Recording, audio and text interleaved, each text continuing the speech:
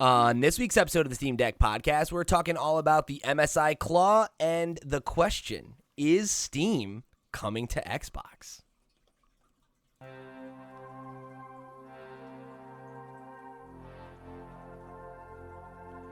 What's up, Internet? You're tuning into this week's episode of the Steam Deck podcast, Flip Screen Games' weekly gaming podcast all about Valve's portable PC powerhouse, the Steam Deck. I'm your host, Pete and Bessie, joined today, as always, by my very good friend and co-host, Mr. Steven Radford. Hello, hello. Hello, Steve. Welcome back. Yeah, it's good to be back. I get to be here and slag off another handheld console because I owe a formal apology to the ROG Ally because the MSI Claw A8 is even uglier than that thing. So, I don't know if you've seen it, Pete, but seriously, the color choices, everything, just truly hideous. I don't, and it looks like so uncomfortable to hold. All right, let me look at this thing. I did not get a chance to see it yet. There's no ergonomics in this. Where are we? Here we go. Okay. Ooh. Oh no.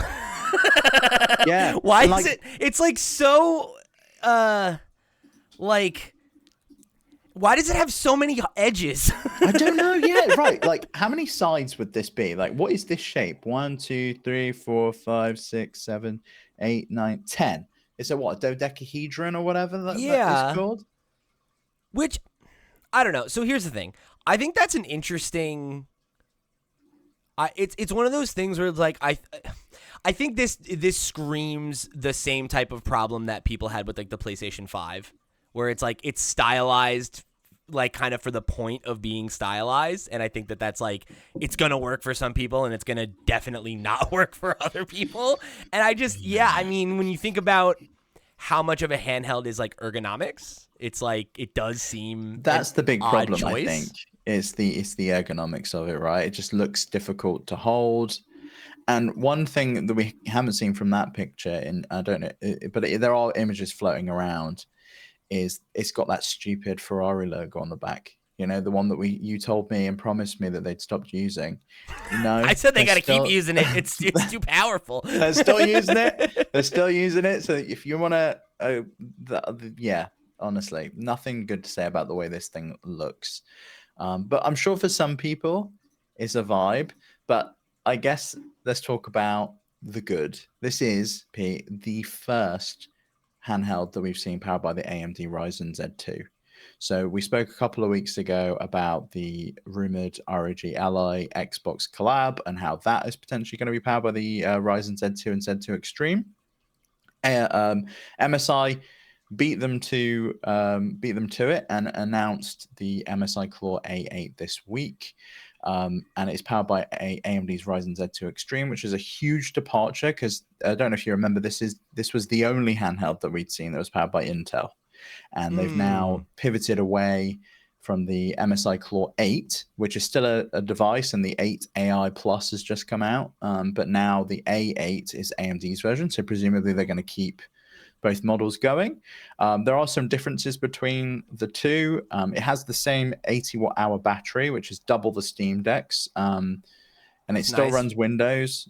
So those two things are the same. The biggest difference, aside from the chipset, is the amount of RAM. There's 32 gigs in the Intel version of the MSI Claw. There's only 24 gigabytes in the AMD version. My guess is performance is probably still superior here because we saw that performance was superior on the ROG Ally versus the MSI Claw 8 previously. And I think the Ally has 16 gigs of RAM. I might be mistaken. It might be 24. I can't remember. We just talked about it, but I can't remember. I think it might be 24, but regardless, it's still a decent chunk. So I feel like this is really, for me, kind of the next generation we've been looking for. I think this is confirmation now that these devices are going to be significantly more powerful than what we've got with the Steam Deck. And obviously we saw that with the ROG Ally, there's potentially another chip that's out there that's going to be a successor to the Steam Deck's chip, because obviously that's a custom chip and not a Z2 chip. But this thing is shaping up to be a bit of a beast, both in the way it looks and in the way it performs. So I got to say, This might be controversial. We might have to have a fight about this. I gotta say, like, looking at the video of it, I don't think it looks as bad as it does in the still. Okay, did you see all the colors they had of it? Yeah, like I do think it's the blue one reminds me of the Vita. Do you remember the PS Vita's do. like blue color they had? Yeah, and then like obviously like the one in the still is like a light. It's like a lime green electric green, acid green. I'd call sure, that. Yeah. It's like almost pastel, but like a little hotter than that, which I think is interesting. I don't know. Like, don't get me wrong. I think that like the RGB thing around the sticks is like too much. The like logo on the joystick is like not great. Thankfully, those seem to be covers that you can take off. Oh, okay. I like don't that. know why they thought that was a good move to put the claw logo on both of the sticks. Yeah, I'd rather just have. I don't like stick covers generally. Too. I don't want them to be bigger or bulkier or taller. Like I want them to, be flat. But I gotta say, like, I was with you making fun of it, obviously, but looking at when it's actually like a person holding it in their hands, it doesn't look that goofy. It definitely looks to me sleeker than having the like weird Xbox controller like nubs hanging off of it. Right. However, I do think that's probably going to be a lot more comfortable to hold. The ROG Allies, like the claw, I cannot figure out how that fits in the palm of your hand. That rigid corner, because on the Steam Deck it's nice and smooth and it fits in your palms. Well, and you said that in the notes under the we had a little sub bullet under the battery about how it's like 100 grams heavier than a Steam Deck proper, which is not insignificant. So yeah, that is definitely something to consider in terms of like whether or not like the more angular sides or whatever affect the ergonomics. The weight is definitely something that and whether they've distributed it well, because that's a big thing with the Steam Deck. Is yes, it's hefty. The Steam Deck's 640 grams. The Steam Deck OLED, by the way, is 640 grams. I think the original Steam Deck was like 670. Okay. And the MSI Claw A8 is 765 grams. Yeah, so that's something that I could definitely see that being a problem if it's not balanced well. And I think part of the reason that the Steam Deck gets away with it is that it has those like the back paddle like little kind of like extension that like really fits so comfortably in the palm of your hands, and I could see this not having that same benefit because it does. And granted, I can't find a shot where they're showing it from the back or the side enough where I can like get a good idea of like how much is there on the side, but just looking at the video we have from PC World of someone holding it in their hands, it looks more akin to the way that you hold a Nintendo Switch. And I think holding something like that with that extra weight, I could see being a little tough on your hands, There's a lot to it behind the scenes. I've just popped a picture in the dock for you so you can have a look. The grips are even angular around the back. Okay. So it does have grips like the deck, but yeah, they have those those goofy D20 ridges on them. Like it looks like it's like a dungeon. It looks like a D&D die, Yeah, with a car logo in the middle of the back of the. Honestly, I gotta say, it's funny to me as such a car guy that you're very turned off by the car aesthetic of the logo. You know what? Maybe I'm a car guy that thinks Lamborghinis are fucking ugly. So maybe that's why, because it's clearly a ripoff of the Lamborghini logo. That's why I hate it so much. I see. Okay, fair enough. So talk to me a little bit more about the specs, right? Because you're saying you feel like this represents something more akin to like a generational leap. I know we talked a little bit about that, right? With the ROG Ally 2, last week, 2 weeks ago. And how do you feel like, what are the benchmarks here that stand out to you the most? And what do you expect that's going to make a difference in terms of like, some of the games we've been talking about recently, stuff like maybe, Doom Eternals, your Expedition 33s or whatever that have not been able to run on deck. Do you think that this leap that you're seeing here is enough to bridge that gap and get us to that kind of like that next like the kind of benchmarks I think we're hoping for with the Steam Deck 2, or do you see this as more of a mid-generation kind of halfway point? I think there's a lot of brute forcing involved here. That the reason it can probably play some of the games that we're expecting it to play, and I'm thinking some of the Unreal Engine 5 games that are just completely unplayable on the Steam Deck. They should be playable on the MSI Claw A8. That 80 watt-hour battery, it's yet to be seen how much of that is going to be beneficial. Are we going to get, say, a 6-hour battery life, which would be, unheard of on a device of this size that's this powerful? Or are we only going to get 2 hours because we're using that battery power to really push the TDP of the chip and just kind of brute force our way through? My guess is probably the latter. It's going to be some kind of turbo mode in there, which we've seen with the Z2, with the Z1 Extreme and the ROG Ally. Yeah, I mean, with that much battery life, I guess you can afford You really to do can that. do it, yeah. Double the battery life of a Steam Deck OLED is quite a bit. But I looking at some of the scores on Geekbench and comparing it to other chipsets, like it's comparable to like an AMD Ryzen 7. So I kind of feel like we should be able to see games play on this that we would never expect to play on a handheld. To this point, we've got 16 cores in there up to 5 gigahertz when we bump up the clock into turbo mode. So yeah, I'm pretty sure that for me, there's like it's now time for Valve to kind of look and go, right, what can we do? What can we kind of bring to the table? Especially when you consider that what's going to be really the reason for me to keep buying a Steam Deck when devices like this exist, other than price, because I'm expecting this to be $1,000. There's no kind of real incentive because I can just install SteamOS on this. And Valve obviously probably don't care because they're probably not making very much money on the Steam Deck as it is. And it's like it's there as a sales device for them to sell more games to you. But I like the Steam Deck. I like the ecosystem. I like what they've done there. And the price point really is the thing that's keeping people around because performance is better everywhere else at this point. And the Claw A8 is kind of taking that up to the next level. We're going to see the same chipset and the same kind of architecture coming to every handheld in probably the next couple of weeks. I'd imagine the ROG Ally device that we spoke about is probably going to be announced to the Xbox event at this point because we thought it might have come to the same convention that the MSI Claw was announced at, which I think was was it like Comp in I can't China. remember. So I mean, what do you think? Is something like this an incentive for you to go, you know what, I want to go and play the latest and greatest games, and I'm willing to pay up to $1,000 to do it for a handheld?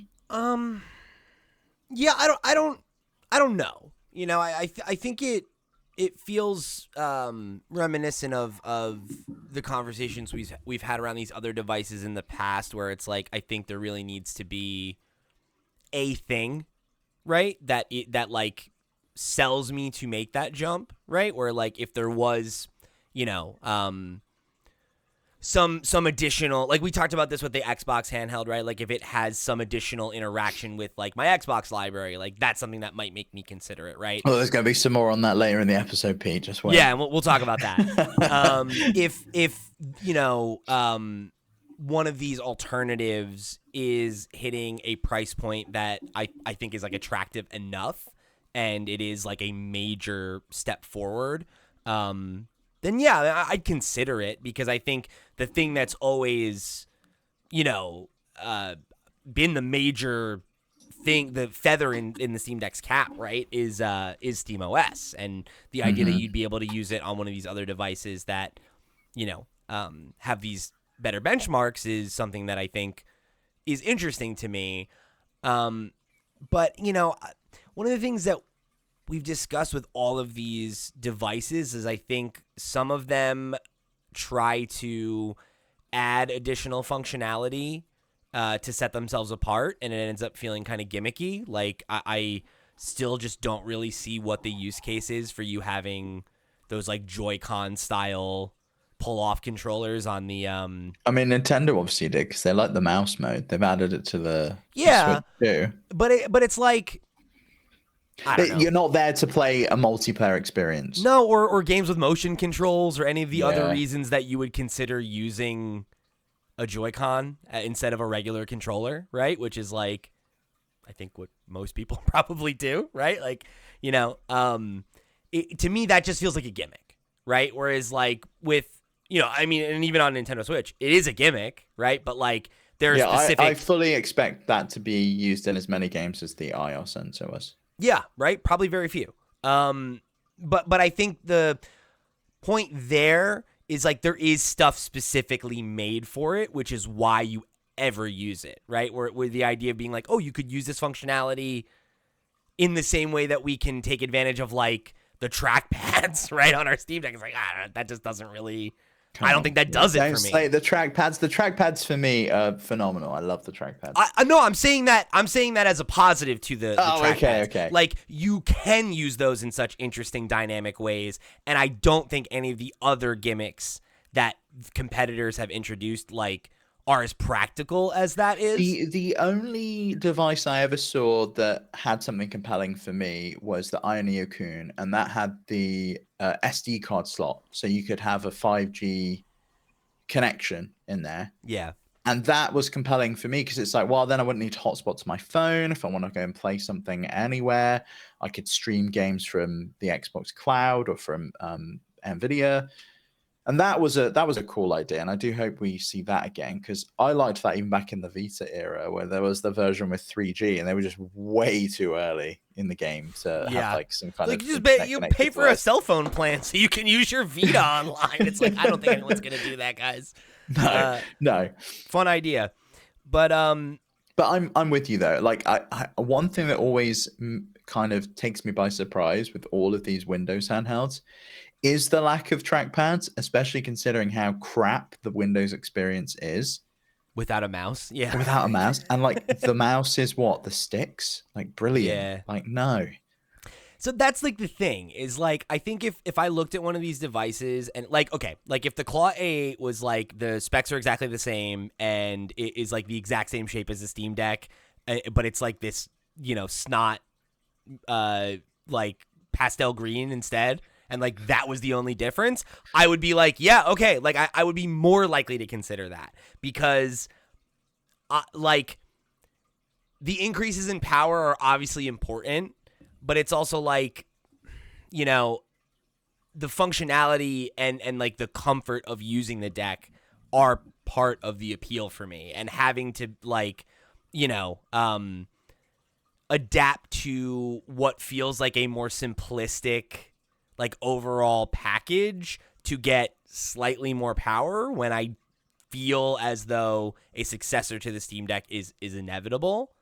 Yeah, I mean that's like the big thing, right? Like if I was like very confident Valve was not going to make another Steam Deck, if the Steam Deck was like not successful and it was like if you were looking at it and it's like the Steam Link and they're selling them off for like $10 a piece, right? It's like okay, writing's on the wall, it's time to find something else. Yeah, then it's like let's adapt. I'll use SteamOS wherever I can use SteamOS because SteamOS is the part of the experience that's really the thing I won't give up. I refuse, right? I won't use a Windows handheld. I don't want to.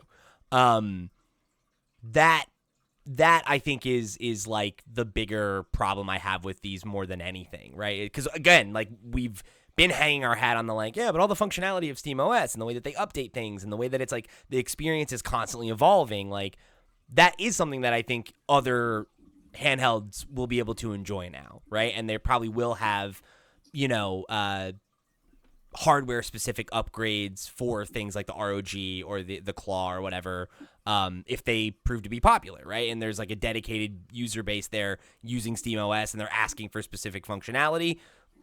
There's every reason to believe that like Valve will answer that call and like just seek to keep growing, you know, the number of non-Steam Deck devices that are in their ecosystem, right? That's only beneficial to them. But I think when you think about how much they've talked about new hardware and how much it seems like I don't see myself spending $1,000 on a competitor's alternative before I have an idea of what their upgrade looks like. Yeah, isn't it crazy that the Steam Deck is the definitive version? It's like, well, that's the one I want, It's like that's the iPhone, and then everyone else was like copying the iPhone for a bit. Yeah, and And like we might get to a universe where there is a legitimate Samsung Galaxy where you're like, it's just as good, right? And it's just a matter of like what your preferences are, whatever, like what ecosystem. yeah, you might prefer Windows. Yeah, which is totally fair if they get there to the point where it's interesting to use and actually performant. But that's like, I guess the thing, right? Is like I do have, I think, a sense of some brand loyalty to the Steam Deck in this sense, because it is the originator of the. Maybe it's not fair to say it's the originator of the form factor, right? Versions of the handheld PC have existed in different popularized shapes and it, though. But it did, yeah, and it standardized what a handheld PC is, and all Yeah, these it's like other. we had tablets before the iPad, but everything after the everything iPad, is the iPad. is copying the iPad or responding to the iPad and doing something different, right? Like stuff like the Amazon like Paperlight, where it's like, oh, that's decidedly not an iPad, but that's the marketing of it. Is literally like, oh, it's simpler and it's got the dimmer light and it won't hurt your eye. Like it's defined by that other product, and that's what the Steam Deck is. It is defined what this market is, and I'm super open to the idea that somebody else can come along and create a Pepsi to their Coke and create a Galaxy to their iPhone. That's great, and I think that maybe it could be the Claw, maybe it could be the ROG Ally. There are a lot of people that play on ROG and really like it, and that's great. I think for me, until the SteamOS era of those devices is more established and I have a better idea of what the difference is between the experience on those two devices. And again, like if the Steam Deck 2 gets announced and we feel like the specs aren't where we want them to be, and there is like an alternative from, ROG or MSI or any of the other OEMs that we've discussed, I think that would be the point where I would seriously consider jumping over and like trying somebody else's device. But I think in the context of these devices being so much more expensive, I just don't, like would I be open to upgrading to a Steam Deck 2? Yes. Do I spend every single day right now wishing that my Steam Deck was more powerful? No. And, we've talked about it a lot on this show in the context of like AAA games and things like that not running as well now, and like Unreal Engine 5 being more prevalent and that not playing super nice. And like there are all these factors that I think affect users like you a lot more than they affect users like me, because of the kinds of games that I tend to play on my Steam Deck, right? Like Balatro is still running great on my Steam Deck. My run through of Pokemon Legacy Emerald is fine on my Steam Deck, right? Like I don't necessarily need it to be the most cutting edge. So like because I'm not, I really would have played Expedition 33 on Steam Deck. Definitely. Yeah, that's what I want to play, and I would have picked up Oblivion there because then when I'm going away places, I can take it with me, and I don't have to worry about am I going to be able to stream it? Am I going to be able to play it? I want to play it handheld, and that's predominantly how I've been playing Oblivion, but I've been streaming it from my console because it doesn't play very well on Steam Deck. And if there was a device, preferably from Valve, that was more powerful, that I could play these games on, I'd love it. And I think that's the difference though, right? Is like for a competitor, right? Where it's like, this is an alternative to this. I don't want to go and spend $1,000 to see if I like it, is the thing. I know I like the Steam Deck, and I know I want a Steam Deck too. And it's a big price ask as well, because when you look to the original Steam Deck, it was $399. It was kind of a no-brainer. It's like you try it, if it doesn't work for you, you've not really lost a crazy amount. You can sell it on, and even if you only make half of it back, it was an experiment, right? And you could and you knew you already had a library of games that would play because you had a Steam library anyway. With something like this, I don't know how well it's going to be even supported, because they seem to be playing by the INEO playbook now. The MSI Claw A8 AI Plus had just come out, I think, in January, and now they're already announcing the A8, which is seen as kind of a successor to that, even though they're selling it alongside.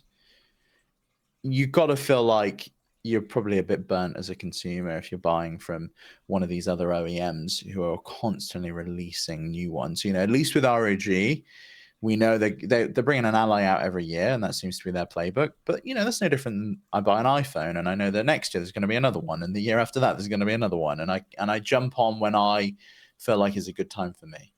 And I feel like right now, this is not a good time for me to jump onto MSI until I can see what Valve's got. Let me ask you this as a devil's advocate question, and then we can move on from this. How long do you think you can hold out? Right? Like, because you have expressed the theory of, like, I feel like Valve is probably going to announce a Steam Deck 2 at some point in the next 18 months, right? Yes. I think I can hold out, to be honest, because of the Switch 2. So because most of the games I presume I'm probably going to want to play are there, the biggest game of this year has been pushed into next year, as you predicted. So GTA 6 is out the window. That wasn't going to be coming to PC day and date anyway. No, that'll come to PC anywhere from 5 to 15 years later based on Ross's track record, right? Day and date, or 3 console generations later. Does that work for you? So for me, I think I can hold out, and especially considering the streaming stuff works so well for me. Like if there's a game that's on Xbox or PlayStation that I want to play, I can play it there, and that's like my docked experience. How I've been using it. It's like I'll play it on the TV on that, and then when Henry wants to use the TV or I want to do whatever, then I'll go handheld. Yeah, right, and use Moonlight or whatever. Yeah, and I think that.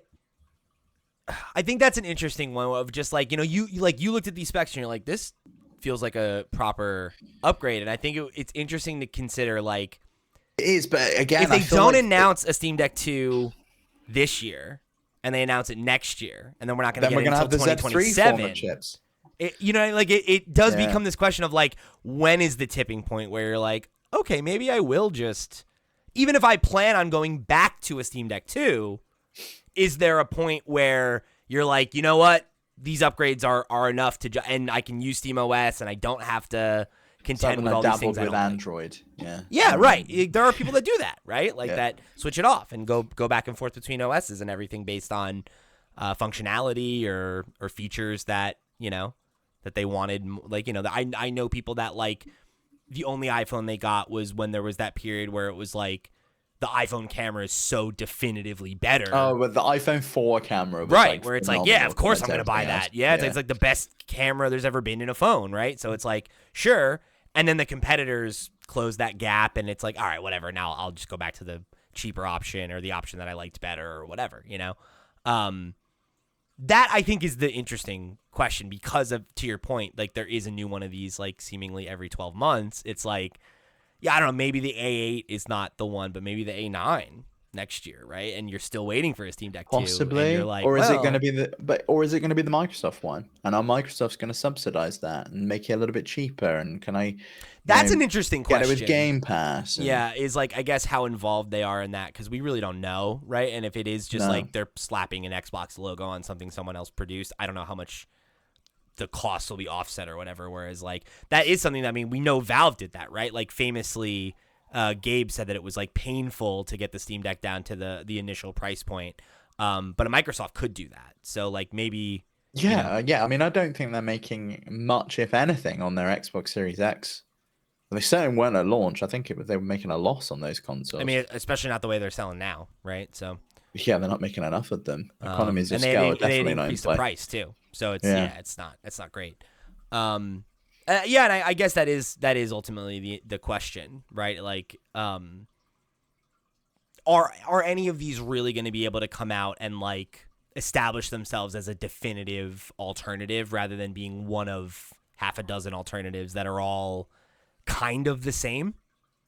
That's the thing, yeah. But I mean, that's the case with a lot of things. I feel like that with most Android phones. It's like they're all kind of the same, but which one's got the slightly better screen, and which one weighs better, and which one looks how I like. You're correct, but I also think that if I, outside the boundaries of this conversation, was like, what is the best Android phone, right? Like you'd probably be like, oh, probably the Galaxy, right? Like, or Yeah, but is it the Galaxy S series or the A series or the Fan Edition? Like they're all kind of like then. And Or they like all, some people would say the Pixel phones are great. Like people love the Google Pixels. and they have like different minutia too, right? Because there's like the foldable ones or the ones with the stylus or this or that. And it's like, I think that's kind of where we're at. It's like, which gimmick do you like? Yeah. Yeah. And right now I feel like none of the gimmicks are particularly interesting. Unless you own a Lamborghini in acid green, then this really is the perfect accessory for it. Yeah. I gotta say, I don't hate the acid green. I do think it's cool that one of the primary colors is not white or black. You know what? I quite like that because I was quite sad personality that we've not had any other color SKUs for the Steam Deck other than the white version that they brought out. It's been that translucent black or white. I'd love them to do like, I don't know, like Steam blue. Like Steam is blue. Like why have we not had a blue one? I mean, give me some bright colors. Where's a yellow? Where's a pink? A red? Like a light blue? You know? Yeah. I like the. You know, it would be nice, and I do think I like that about this. It does. I will say of any of the alternatives, I think this is the one that has the most identity. Just like looking at it, I'm like, that looks like its own console. It doesn't look like, it doesn't look like how I feel like all of like the in white. It doesn't. Have you seen it in white? It looks just like like the other ones. Totally, it looks it's like the green ROG Ally in white. It does totally, or an Ioneo, or like it's just that same exact shape. Whereas the blue and the green do give it a little bit more of an identity, and I do like that. Yeah. Well, we'll see. We'll see. I'm so interested to see if there comes a point where like we go to talk about one of these and you're like, so what do we think about this? And then it's like, I bought one. It's on the way. I hope and pray for the day that happens, Pete, because it means that then Steam's got some real competition. And I think that is really what kind of drives ingenuity. I think that's the only reason we got the Steam Deck in the first place. And it's the reason why we got the Steam Store redesign, why Steam's client had a huge update, was because there was threats coming from all over the place. Yep, for sure. Yeah, I mean, we've seen like how much I think it's helped expand the influence of Steam, right? And like other marketplaces and stuff like that. Like we talked a lot about when it was like first making its way into Japan and Taiwan and South Korea and everything, and like how that is such a an under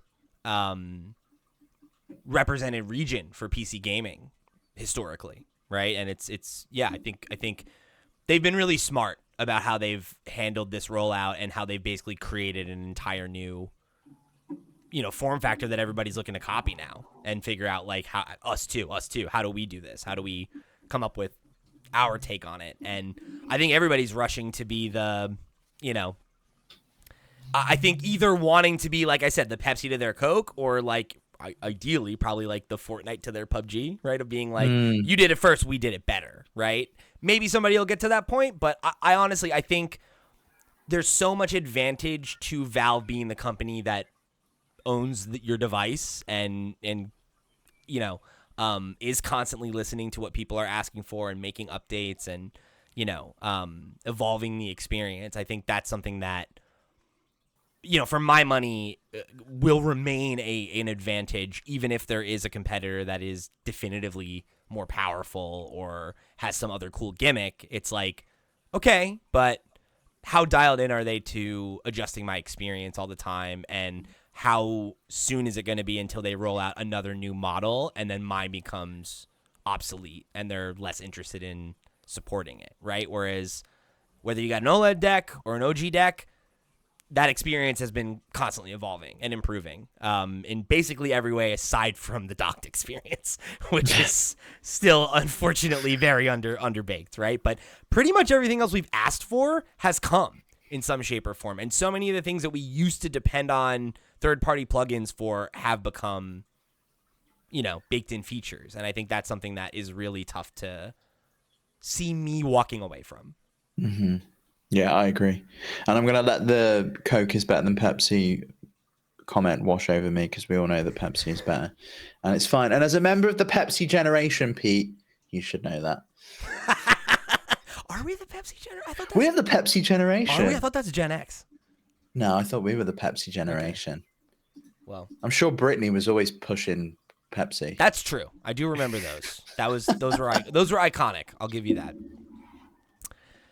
I got to be honest with you. I had a really clean segue a while ago, and now you drove me down this Pepsi Britney route, and I'm going to take a minute, and you're going to listen to a word from our sponsors. This episode was made with support from listeners like you on patreon.com/flipscreengames. If you enjoy our podcast, supporting us on Patreon will help us spend more time making content and get you access to Patreon exclusive perks like early access to ad-free versions of all of our podcasts, and exclusive content like the twice monthly After Dark podcast, where Steve and I will share funny personal stories, play games with each other, and more. And my daily Patreon show, The Daily Checkpoint, where every day I'll spend at least 10 minutes answering your questions or sharing my off-the-cuff thoughts on what I'm playing and what's going on in the video games industry. If you like what we do and want to go above and beyond to show your support, head over to patreon.com/flipscreengames today.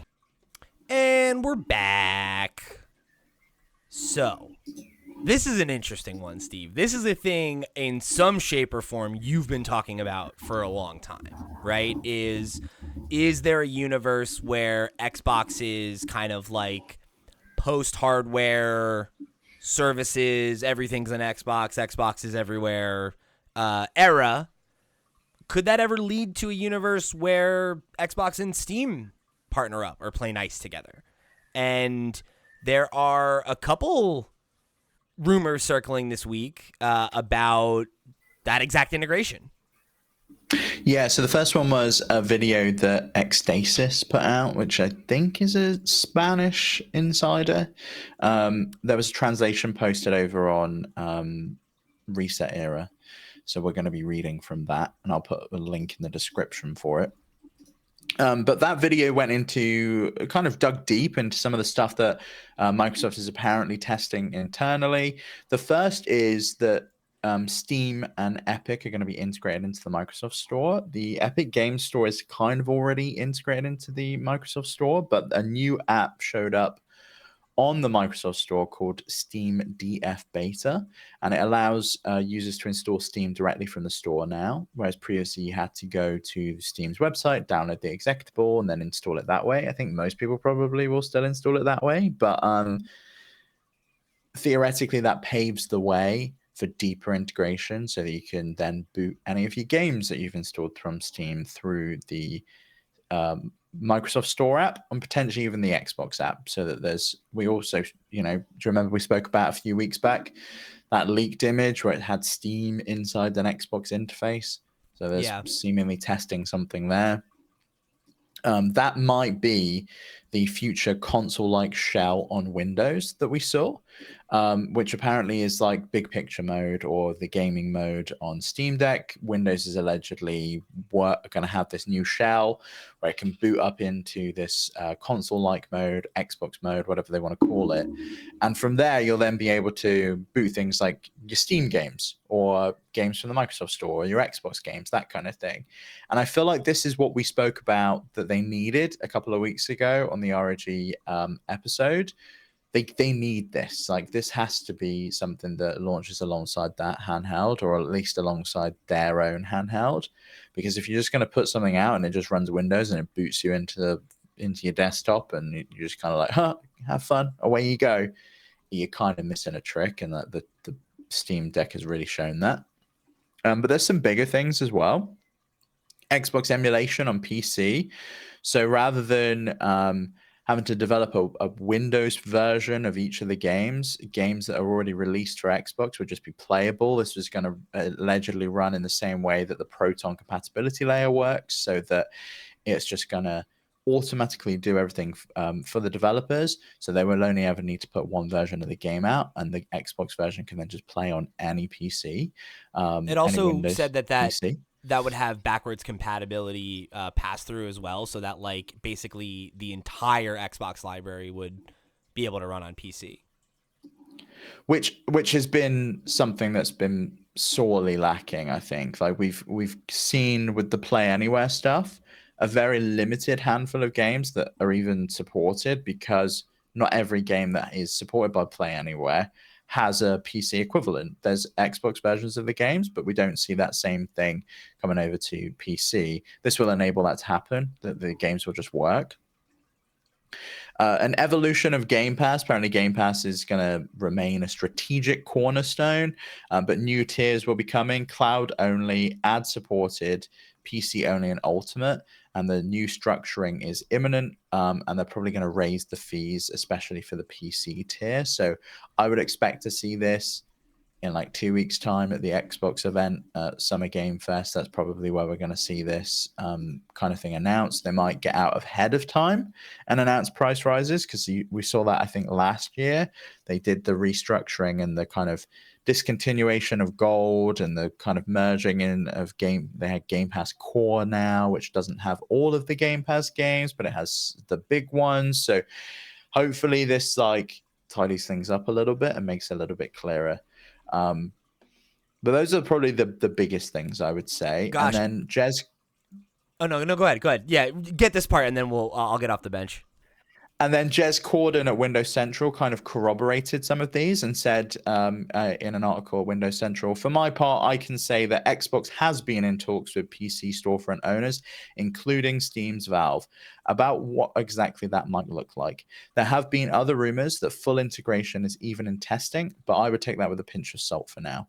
Indeed, there's a huge range of unanswered questions about what it might entail. The next Xbox is expected to play more nicely with PC versions of the games, either via emulation layers or via native support.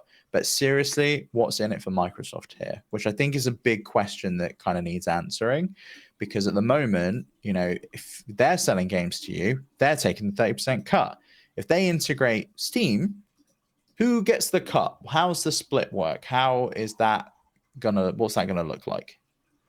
Yeah, and those are like the biggest questions that I have too. You know, and this is a thing that like I've brought up every time that you've suggested some version of this, right? We've talked about this in the context of like Game Pass coming to like Nintendo Switch or PlayStation, right? Or like a Game Pass app coming to Steam, right? Or this specifically of the Steam storefront coming to Xbox. And I just I don't get it. And not to say that means it's impossible. I'm obviously, you know, I'm not the one making the decisions. But like again, I think that Jez's question here is very a salient one. You know, I think that there is the benefit to Xbox of like however we can integrate ourselves more with PC and you know, the thriving ecosystem that is Steam or whatever. Yeah, that's great. But it's like, okay, but like to what end? Like, are you like, you know, one of the bullet points, right, is buying on Steam versus Microsoft Store. And it's like, yeah, like how does that work? Right? Like if I'm on my, like if I'm just on my next Xbox or the handheld or whatever, like am I just jumping Maybe in? you can't buy them. Maybe it only lets you have the ones that you've already bought, and you have to go to. But then, what's in that for Steam? Why would they want that? Exactly. It's a tricky one. I could see why it would benefit Microsoft. I think I can see why it benefits Steam more because I don't know, because Microsoft's the biggest publisher in the world. Yeah. So no matter where you buy the games, they're getting money. It doesn't really matter whether you buy it on their platform, which not many people are doing anyway, because they're using Game Pass to play those exclusive games. If you're buying it on PlayStation, they're losing 30%. And if you buy it on Steam, they're losing 30%. The number of people that buy games on the Microsoft Store on a Windows PC, right, or even on the Xbox Store, is small. Yeah. Yeah, I mean, I guess maybe there's an argument there is that, like, if you partner with Steam and Steam's maybe willing to go, like, 50-50 or 60-40 or whatever, it's like, well, 10% is better than 30% of nothing, 10% of a lot of something. Yeah. But I don't know, man. Like I think it still raises a lot of questions because it's like, if that's the case, then it's like, then why is Xbox even bothering to keep making hardware?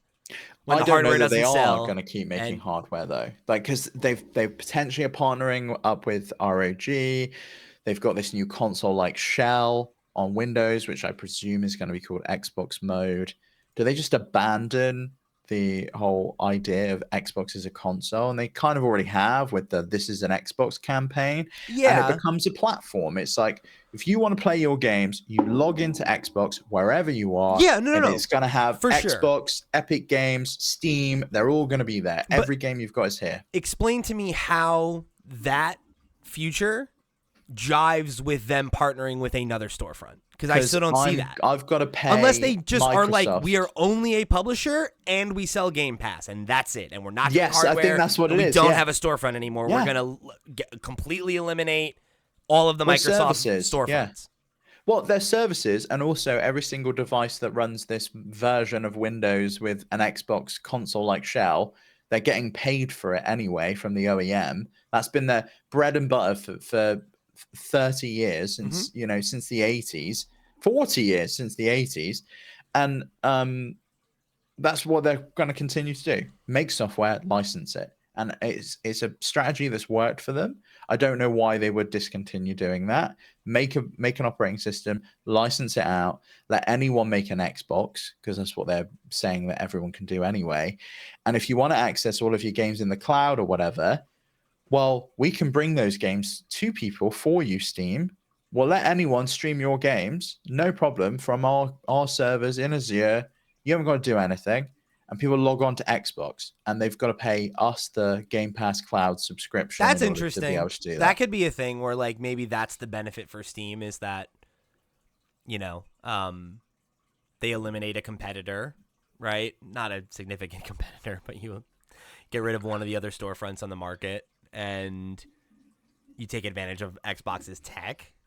But I don't know, man. It's like, it's still, it makes a ton of sense for like, this is a very cool idea for a consumer product, right? Like I'd love it as a I would consumer, personally yeah. benefit Yeah. from this greatly, right? To just be like, oh, I can have all of my Xbox, Steam, I don't have any games on the Epic Store. I mean, I guess I have a couple free games that I claimed in 2017 and then never played. It's kind of also looking at trying to eliminate Xbox's biggest competition at the moment, which I guess is PlayStation, because the question has always been, well, why would I buy an Xbox? Because I can go buy those games on PC, and there's no real need for me to do that.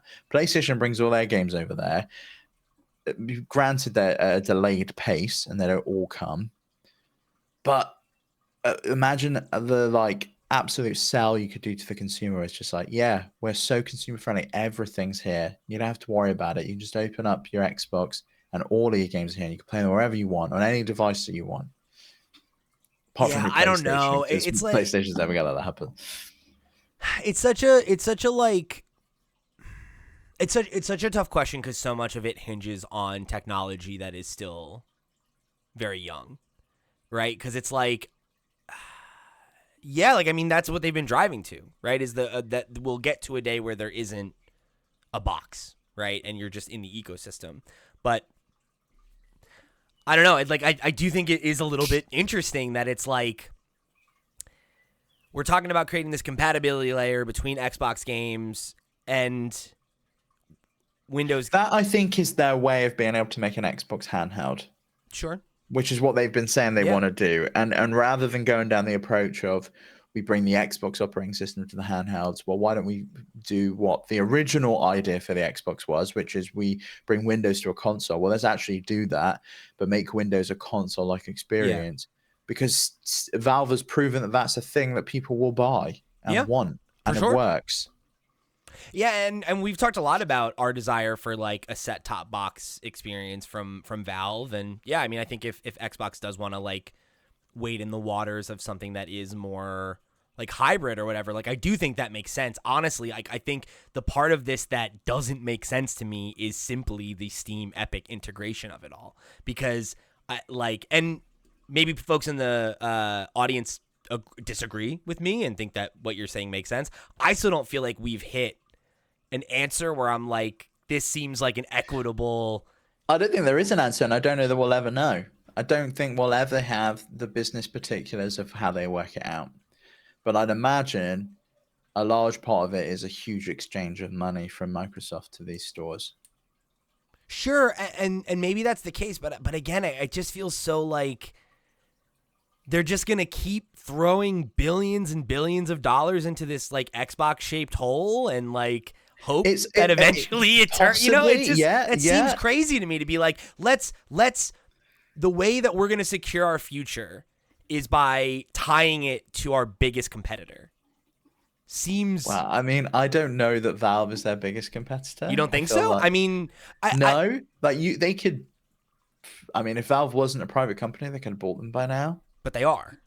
Yeah, That's the but thing, then, though. It's but it's not like really their competitor. If you're talking about selling video games, yes, it is. I am. But their biggest competitor, as a whole company, Microsoft, is probably someone like Amazon at this No, point. no, but Amazon no, Web no, no, no, Services. no, no, no. We But got to divorce that because that's the thing is I if get. you divorce it, you think the biggest competitor to Xbox isn't PlayStation at this point? You think it's Steam? I mean, I kind of feel like it has to be no, right? Like we've done all this conversation. We've had multiple discussions, and like not just you and me, us in the audience, among the community of But you like, could, you like could if also Xbox's plan is to move from the box, then yeah, PlayStation is not their biggest competitor. How are they? no, but then there are other platforms out there that aren't Sure. PlayStation. It could be, say, Nvidia, right? Like Nvidia is making big strides in the cloud space. Everyone says Yeah. that their platform is the best of the best in terms Sure, of but streaming. but that doesn't compare to Steam. Like Steam is the de facto way to play games on PC. We have all these other like now with handheld PCs and stuff. There are these other avenues for accessing your Steam library in other places. Like, yeah, I mean, I think Valve is way closer to the we're a platform that exists everywhere and wherever you want to play your games than PlayStation or Nintendo or Nvidia or any other competitor that you could list off. And I think the issue with trying to make a one-to-one comparison is that they're not all playing the same game anymore, and like everybody's doing something a little bit differently. A few years ago, we would have said Valve's entire business is selling games, and now they're selling hardware, right? And like, yeah, and before that, their entire business was making games, and now they don't really make money. right. So you know, like, Whereas you could say though that if you look at the making games route, is like EA not their biggest competitor, is probably the second biggest publisher in the world. Or I guess Nintendo would be the second. I mean, I guess it's debatable, but like those are like almost different arms of the business. You know, it's like Xbox is publishing, right? Like it's related to their services because the games get published and they feed into the Xbox or the Game Pass ecosystem and everything like that. But it's like we did a whole episode on the Flip Screen Games podcast earlier this year about how like, you know, all of the like the goals of Game Pass as a subsidy of Xbox is not the same as the goals of their hardware. The side of their hardware team, right? Like the hardware, the people that work on physical Xboxes would love if it was the best-selling console and that it was competing with PlayStation. And the only reason that they've pivoted to this broader strategy is because they aren't, right? And they're looking for other ways to, you know, expand the brand and expand their influence. And I do think that, you know, wanting to leverage the Microsoft connection with PC and everything makes a ton of sense. But like, again, it's just like, I don't know, man. Like if Xbox isn't making hardware, right? They're creating a model that then they are going to have other hardware manufacturers make, right? So like they're not making money on the hardware they're selling. And then the storefronts that most people are interacting with on that device are also storefronts that they don't own. I don't know. Like it's they're like making money on copies of Windows that they're selling. That's true. And they're making I guess, money on. Though, are they? Yeah, like they sell to copies the OEM. of Windows Okay. to the OEM that then gets sold to the consumer. Yeah. And the OEM's paying like a licensing fee for the design and everything, you know. Yeah. So there's potentially money on that side of the business. And there's also money on selling their games. With the purchasing of games while you're in like Xbox mode may be restricted to just the Xbox store. It might be easier to buy it that way. I don't know. They might push that. And they're making money from Game Pass. So like I do think there is money to be made for Microsoft there. And I don't think they would even explore this route unless they'd done some kind of modeling to go, of course. we can make cash on this. Of course. Yeah, and that's it might just be a thing where I'm just like not seeing the I think it's difficult to see. I really do. I struggle to see it, but I feel like when they announce it and we see how it works, we'll go, oh yeah, that makes sense. Yeah, and I maybe. can see it's probably a watered down experience because I mean, deeply integrated. I look at this and I'm like, this is such a win for Steam if this comes to pass, and I don't see how it benefits Microsoft at all. Because like for them, it's the same conversation we've had with like the alternative,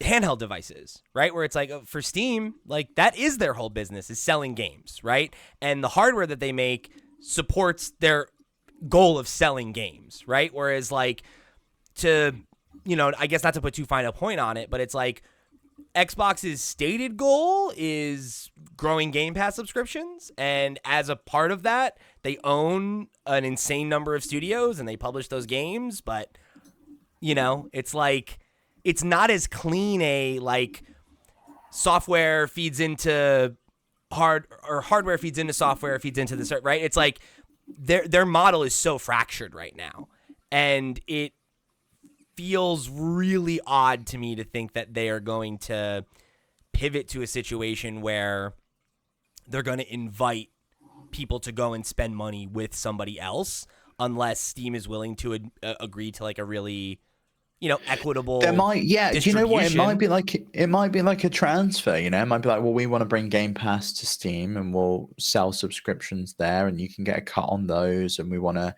bring Game Pass to the Steam Deck and Steam OS, and that's like a win for Steam there. But in return, we want your storefront.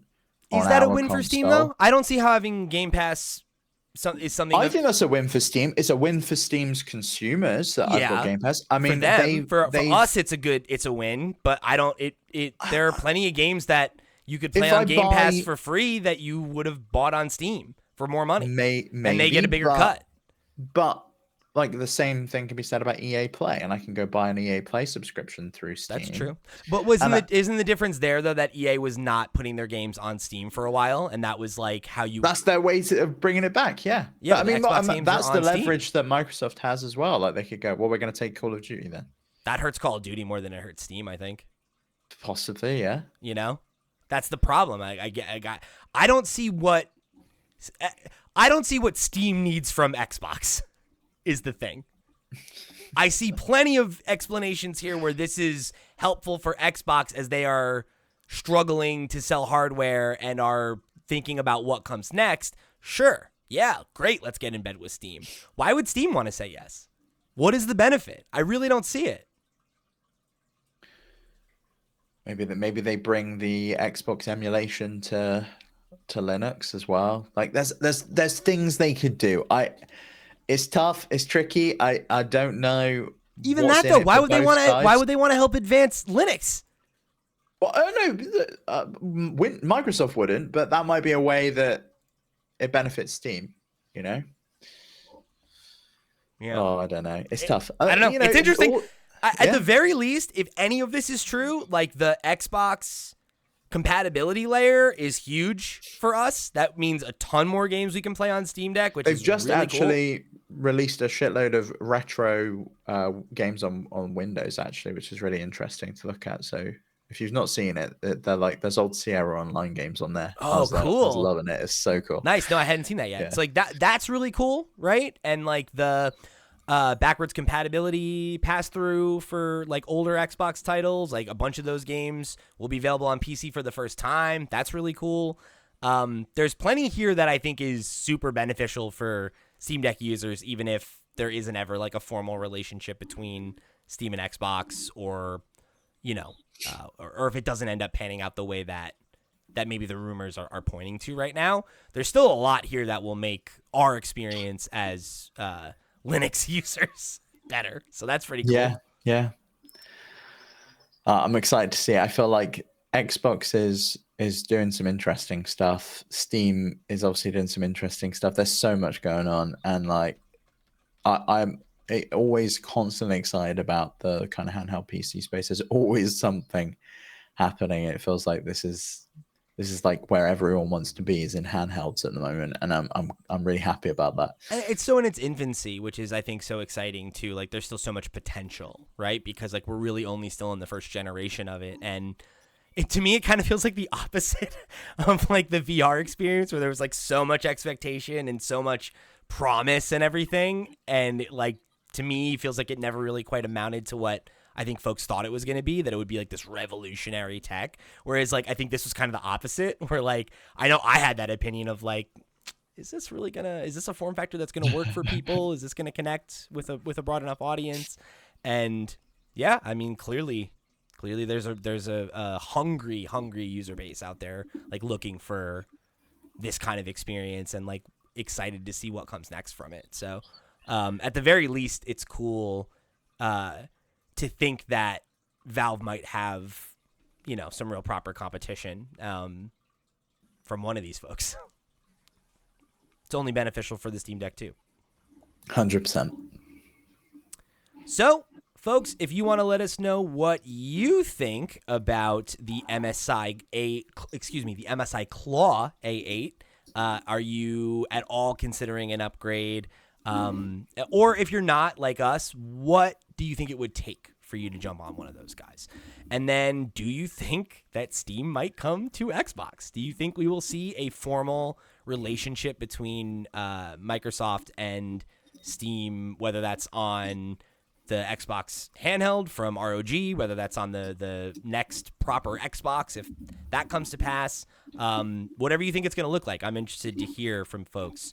And if you think that maybe I'm underthinking it, challenge me, because I'm very interested in hearing how people think this relationship could end up working out, because it's certainly an interesting question, and one that could definitely be pretty interesting for us as handheld PC enthusiasts.